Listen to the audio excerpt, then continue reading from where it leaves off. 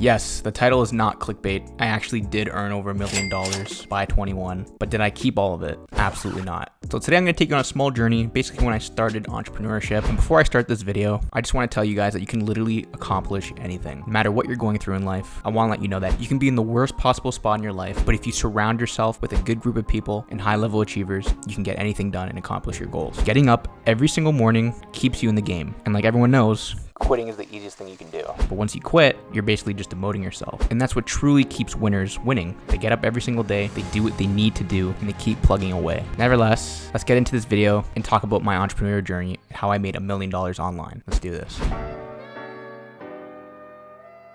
I'm gonna take you on my journey of my childhood, really. I mean, really as like a young teenager, but I'm gonna tell you how I started entrepreneurship and how I got into this whole craziness of e-commerce. So yeah, let's just go back on a little timeline here and go through each year to 2022, starting from 2017 onward. And I'm gonna break it down what happened basically each year. So let's go all the way back to 2017. Here I was in high school. I was 17 years old, and I was never really the most confident kid. The skills and the ambition that I had today was never really present back in that time. And I guess you could say I was always just an easy target. I never really knew what I was good at. I was also working a job at the time at a grocery store. And during that time, I would also party a lot. And, I kind of got myself in the wrong group of people. But then I found e-commerce. I watched endless videos on YouTube, people like Alex Becker. And then I finally started my first e-commerce store. Now, mind you, I was still 17 at the time, so I had to use my parents' credit card. I had to even put it under their name because in Canada, you have to be at least 18 years old to start a business legally. And I finally took the right step in the right direction. I knew that if I could just spend a couple dollars that I'm making from my job on this business, maybe it could go somewhere. And now I didn't think anything of it at the time because this was just like another side income for me.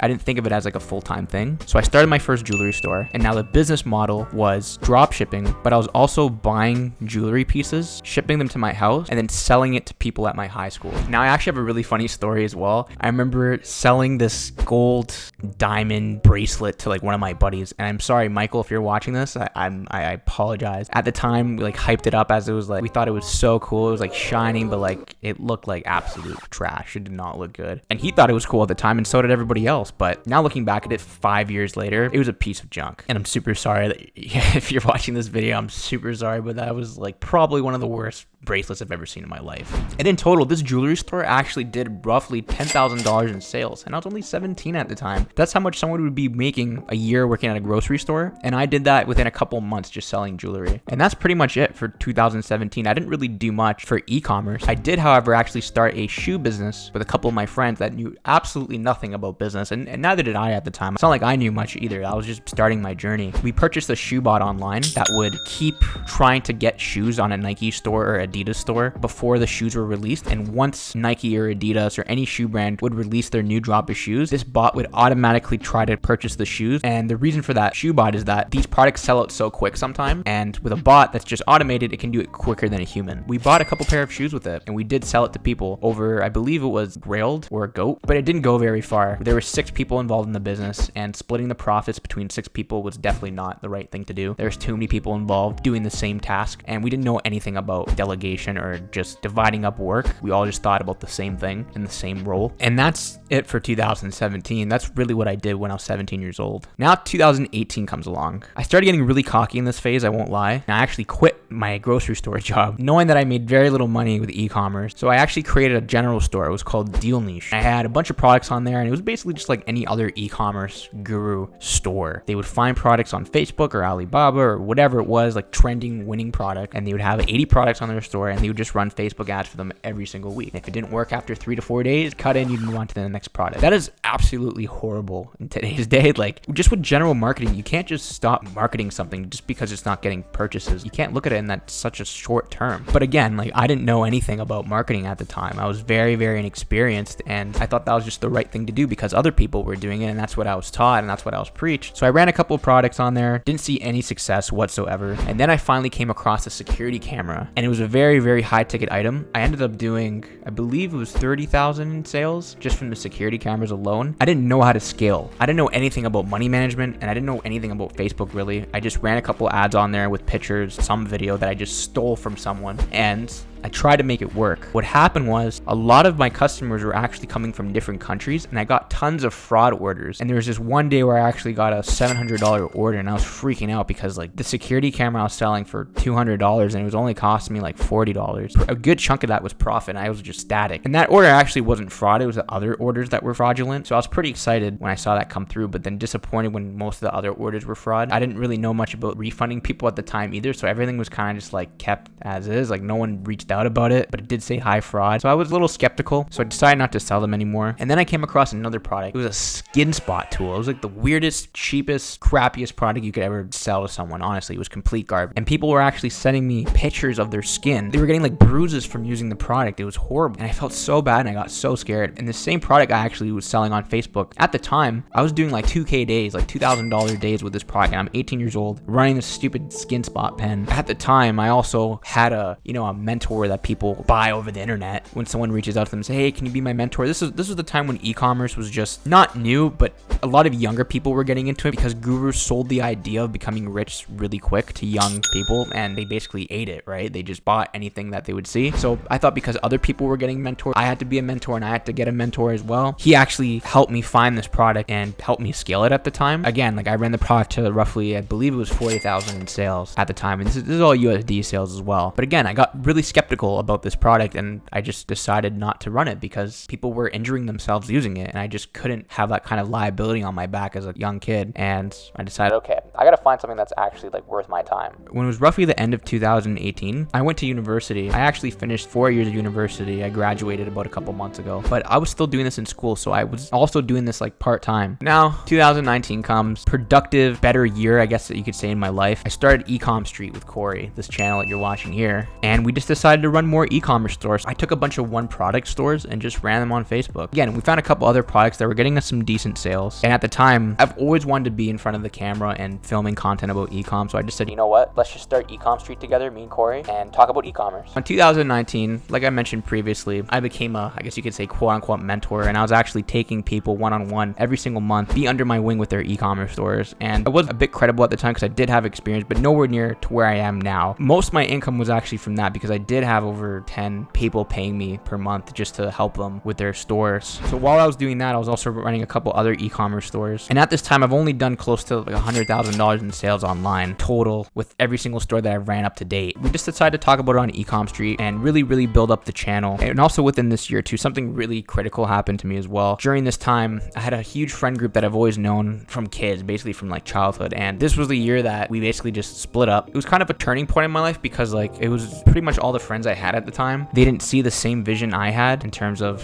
what I wanted out of my life. And again, like I was always a different person. If someone's watching this and you feel like you're in the same spot right now where you have a friend group that just doesn't really care about your future or what you envision for yourself, or they kind of make fun of it or whatever, like you got to cut people out like that, because if they don't match the same energies you have, then it's not going to look good. And although I was upset that we kind of split up and went our own ways at that time, it was probably one of the best things that happened to me because I was constantly just getting myself into bad spots. I feel like sometimes people need bad things to happen to them in order for them to grow and get stronger. When these things happen to people, I feel like it just really changes their whole perspective on things. So at that time, when I lost basically like my whole entire friend group, it was almost like a good thing because it made me stronger as a person and really got me more motivated to just keep crushing my goals and keep getting to where I want to be. Within the same year, I actually broke up with a girlfriend of mine, which was also a turning point as well because it got me a bit stronger mentally. And then I got with my girlfriend that I'm with today. So a bunch of things happened within that year, which allowed me to start the next part of my life, which is in 2020. And that's where we started Peachy Shapewear, the company I'm running today. Peachy was active, but it wasn't active really until the last couple months of the year. So within 3 months, I believe it was from October to December, we did roughly $100,000 in sales just from that. And it was quite life-changing for us because we've never experienced such high growth in a product or in a brand before. And what happened was we were still running drop shipping stores at this time. We still had a couple other stores that me and Corey were running. And we just said, you know what, like let's just take this seriously and start a real brand that we buy inventory for and just do this properly. Like if we want to make real money, like this is what's going to happen. Like this is like the real deal. And we said, all right, let's do it. So we ran Facebook ads. Obviously they sucked. We tried Snapchat ads. They sucked. But then we found TikTok. It was such a new platform at the time and still very new. We found TikTok. We started posting on there, and we have a bunch of other TikTok videos on our channel too if you want to check those out. They're up here. We started crushing it organically. Like that's just what happened. We found TikTok and we started running that. So we got to over $100,000 in sales by December. And then 2021 is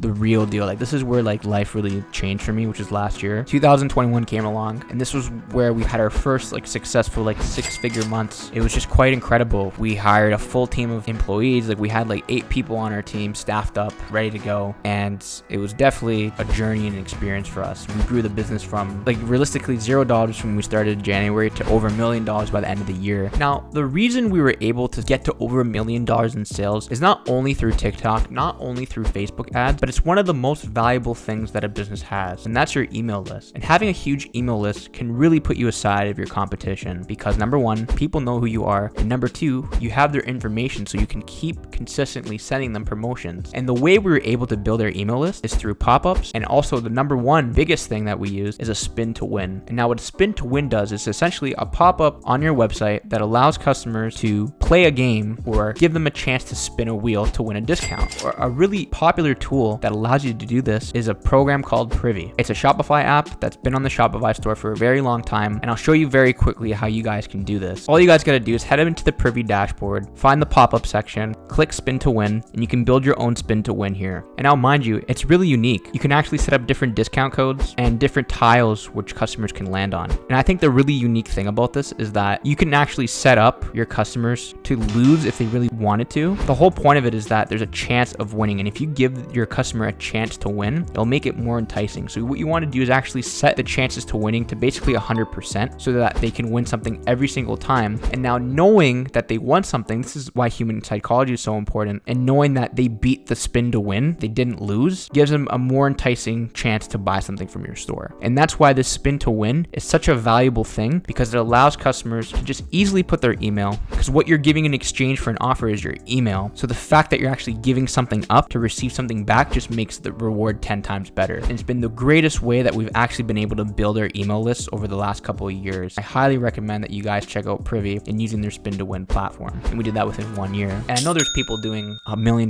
month with their e-commerce store. And obviously we're not at that level yet, but for us, this was like a huge accomplishment because we've never seen such high growth and such success. When we hit that milestone, it was pretty relieving, I guess you could say, because it was always something I wanted to do.